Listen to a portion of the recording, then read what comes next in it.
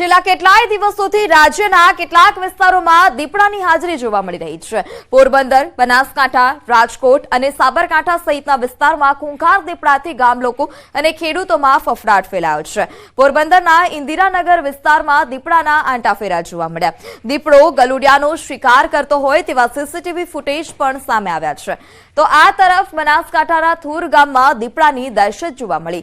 ગામની સીમમાં દીપડો દેખાતા સ્થાનિકોમાં ભય છે।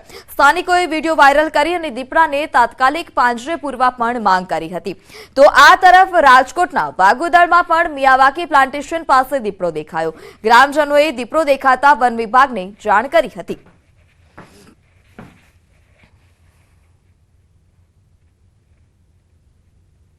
તો સાબરકાંઠામાંથી દીપડાનું રેસ્ક્યુ કરવામાં આવ્યું। મોટુકા ગામે દીપડાનું રેસ્ક્યુ થયું। 200 થી વધારે લોકોએ દીપડાને પકડ્યો હતો। તલોદના મોટુકા ગામેથી દીપડો પકડાયો। વહેલી સવારે દીપડો દેખાતા ગામ લોકોમાં ભય જોવા મળ્યો હતો। 200 થી વધુ લોકો ધારિયા અને દંડા સાથે દીપડાને ભગાડવા પહોંચ્યા હતા। ફોરેસ્ટ વિભાગ પણ ઘટના સ્થળ પર પહોંચ્યું હતું। દીપડાએ દોડમદોડ કરતા લોકો પણ ત્યાંથી ભાગ્યા હતા।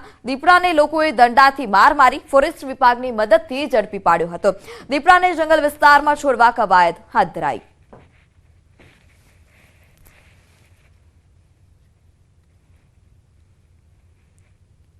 રાજકોટની ભાગોળે મનપાના મિયાવાકી પ્લાન્ટેશન પાસે પણ દીપડો જોવા મળ્યો હતો। વાઘોદરના ગ્રામજનોમાં ફફડાટ ફેલાયો છે। વાઘોદરમાં 4 દિવસથી દીપડાના ધામા જોવા મળી રહ્યા છે। સાંજના સમયે દીપડો દેખાતા વન વિભાગને જાણ કરવામાં આવી હતી। ત્યારે રાત્રે વન વિભાગના સ્ટાફ દ્વારા દીપડાનું લોકેશન મેળવવા પણ પ્રયાસ કરાયા હતા। આ સાથે જ વન વિભાગના ડીસીએફનું કહેવું છે કે જ્યાં સુધી દીપડો ન પકડાય ત્યાં સુધી ગામ લોકોએ સતર્ક રહેવું। વાઘોદરની આજુબાજુના વિસ્તારમાં દીપડાના લોકેશન હાલમાં જોવા મળેલ છે। એના પગમાર્ક પણ જોવા મળેલ છે અને તે લોકો દ્વારા પણ આ દીપડો હોવાની જાણકારી મળેલી છે। એના આધારે વન વિભાગ દ્વારા સ્ટાફ દ્વારા રેગ્યુલર પેટ્રોલિંગ કરવામાં આવે છે। એક તરફ લોકો દીપડાની દહેશતથી ફફડી રહ્યા છે તો બીજી તરફ વન વિભાગને જાણ કરવામાં આવી હતી। વન વિભાગે પોતાની મસ્તીમાં હોય તેવું પણ સામે આવ્યું। દ્રશ્યમાં દેખાઈ રહ્યું છે કે વન વિભાગને જાણ કરવા છતાં પણ વન વિભાગ પોતાની મસ્તીમાં છે। નવસારીના ચીખલી તાલુકાના રાનવીરી કલ્લા ગામ નજીક બંધ પાંજરા મૂકવામાં આવ્યા। ગ્રામજનોના જણાવ્યા અનુસાર 10 દિવસથી પાંજરાનો દરવાજો બંધ છે। વન વિભાગના અધિકારીઓએ પાંજરું મૂકી માત્ર ખાનાપુર કરી હોય તેવા દ્રશ્યો સામે આવ્યા છે।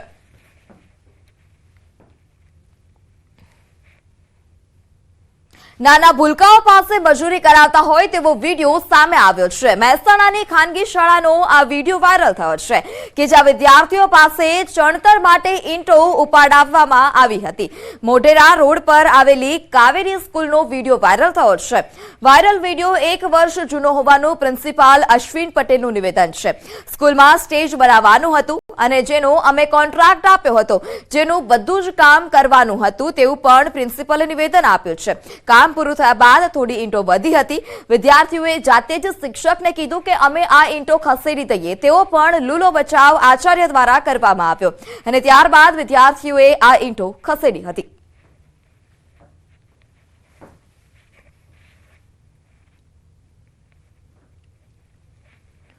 દ્વારકાની શાળામાં બાળકોને જ્ઞાન સાથે ગમ્મત આપી અને સર્વાંગી વિકાસ કરવામાં આવી રહ્યો છે।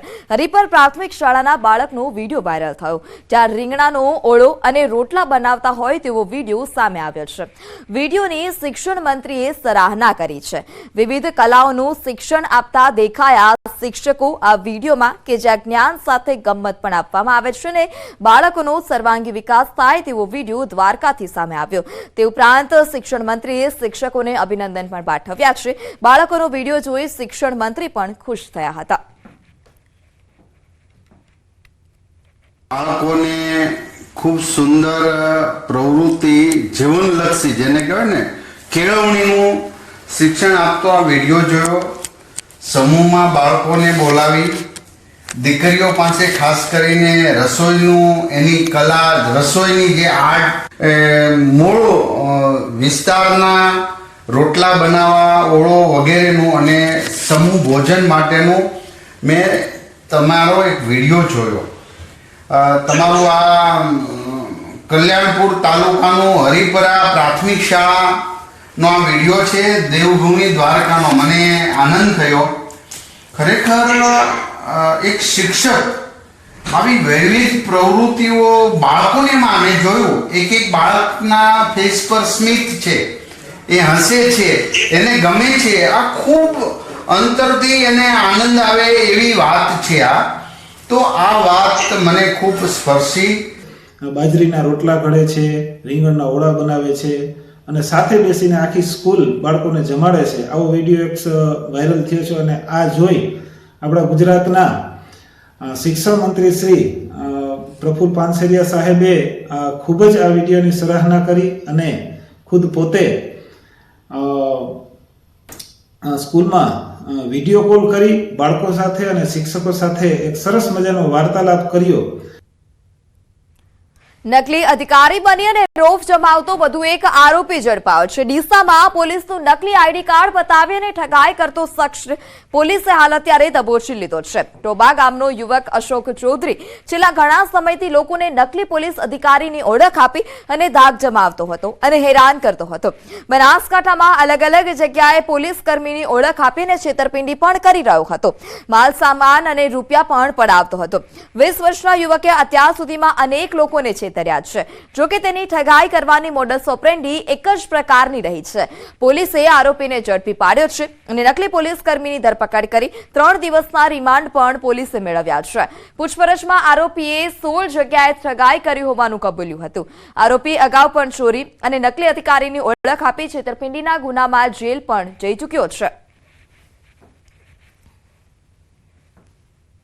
આઈપીસી 170-468 અન્વયે ગુનો દાખલ કરેલ છે. હાલમાં એ આરોપી જે છે એની અટક કરવામાં આવી છે તથા રિમાન્ડ પર છે. આગળની તપાસ ચાલુ છે.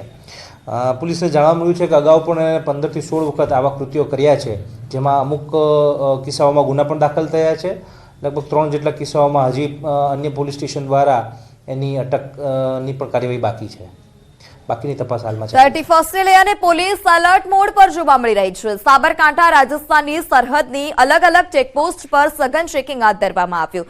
રાજ્યમાં દારૂની ઘૂસણખોરી રોકવા ખોખરા, કાલવણ સહિતના બોર્ડર વિસ્તારમાં ચેકિંગ કરવામાં આવ્યું હતું.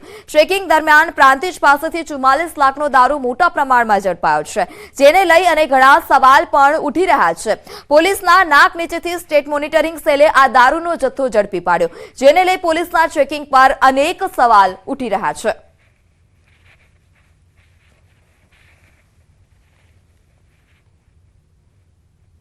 કામરેજના કઠોર ગામની સીમમાંથી ડ્રગ્સનો જથ્થો ઝડપાયો છે. સુરત ગ્રામ્ય એસઓજીની મોટી સફળતા. સીમમાં આવેલ હોટલના કમ્પાઉન્ડમાંથી આરોપીને ઝડપી પાડવામાં આવ્યો. આરોપીઓ હોટલમાં રૂમ રાખી અને ડ્રગ્સની પોટલી બનાવતા હતા અને તે જ દરમિયાન ઘટના સ્થળેથી વસીમ મિર્ઝા, મયુરદાન ગઢવી અને વિશાલ પાટીલને ઝડપી પાડવામાં આવ્યા. મયુરદાન ગઢવીએ હોટલના 2 રૂમ 25,000ના માસિક ભાડે ખરીદ્યા હતા. પોલીસે હોટલ મેનેજર શૈલેષ માંગુકિયાને વોન્ટેડ જાહેર કર્યો છે. આરોપીઓ સાદિક શેખ પાસેથી આ ડ્રગ્સ લાવતા હતા, જ્યારે 3 આરોપીઓ પૈકી વસીમ ગુનાહિત ઇતિહાસ પણ ધરાવે છે.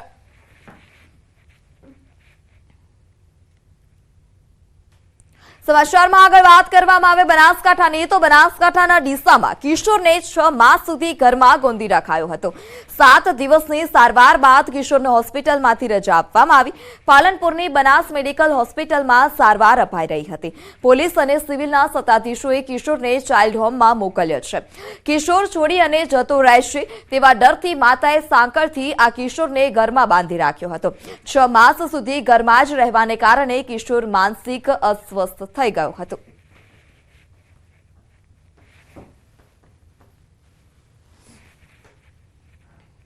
દાહોદમાં ખનીજ માફિયાઓ સામે કાર્યવાહી. ટૂંકી વજુ ગામમાં સફેદ પથ્થર ભરેલી ટ્રક અને જેસીબી મશીન ઝડપાયા છે. ગેરકાયદે ખનનની બાતમી મળતા ગરબાડા પોલીસે કાર્યવાહી કરી. પોલીસે ખાણ ખનીજ વિભાગને આ સમગ્ર મામલે જાણ કરી છે.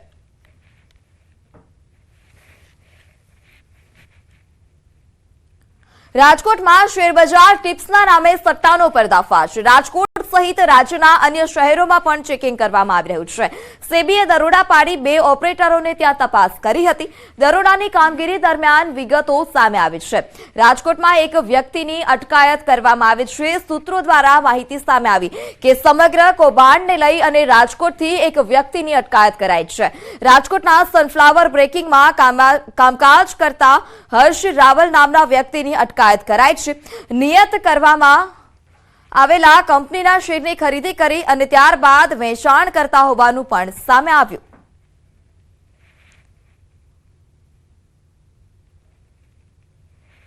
રાજકોટમાં શેર બજારને લઈને જે છે દરોડા પાડવામાં આવ્યા હતા. સેબી દ્વારા જે છે શેર બજારમાં કૌભાંડ થતું હોવાની આશંકા સાથે દરોડા પાડવામાં આવ્યા હતા, જેમાં એક વ્યક્તિ જે છે રાજકોટ શહેરના ભક્તિનગર સર્કલ નજીક આવેલા સનફ્લાવર બ્રોકિંગમાં નોકરી કરતો હોવાનું સામે આવ્યું છે. હર્ષદ રાવલ નામનો આ વ્યક્તિ છે, તેમની સેબી દ્વારા અત્યારે અટકાયત કરવામાં આવી રહી છે. તો બીજી તરફ સલીમ નામના એક શખ્સ છે, તેમનું પણ નામ સામે આવી રહ્યું છે. જો કે તે અત્યારે હાલ જે છે એ સેબીની પકડથી દૂર છે. તેમને પકડવા માટે પણ તેમના જે છે સેબી દ્વારા તપાસ હાથ ધરવામાં આવી રહી છે. સેબી દ્વારા દરોડા પાડવામાં આવી રહ્યા છે. પરંતુ હાલ જે રીતના વાત કરવામાં આવે તો જે છે એ સેબીની ટીમ દ્વારા જે છે અત્યારે બેંક એકાઉન્ટ્સની તપાસ કરવામાં આવી રહી છે. તો સાથે સાથે લેપટોપ સહિતના જે ઉપકરણો છે તેમને પણ જે છે તેમની તપાસ કરવામાં આવી રહી છે. હાલ જે કહી શકાય કે સેબીની તપાસ દરમિયાન વધુ કેટલાક નામ ખુલાય તેવી પણ સંપૂર્ણ શક્યતા સામે આવી રહી છે. હાર્દિક જોશી, ન્યૂઝ 18 ગુજરાતી, રાજકોટ. અમદાવાદ કોંગ્રેસ કાઉન્સિલરના સોલિડ વેસ્ટ વિભાગની કામગીરીમાં કિન્નાખોરીના આક્ષેપ સામે આવ્યા છે. ગોમતીપુર વોર્ડમાં દુકાન સીલ કરવા મામલે કાઉન્સિલરના આક્ષેપ. દિવાળી સમયે બોનસ ઓછું આપતા કિન્નાખોરી રાખી અને સીલ કરાયાના આક્ષેપ કર્યા છે. દુકાન બહાર કચરો એકત્રિત કરાવ્યા બાદ ફોટા પાડી અને એકમ સીલ કર્યાનો કોંગ્રેસ કાઉન્સિલર ઇકબાલ શેખનો આક્ષેપ છે.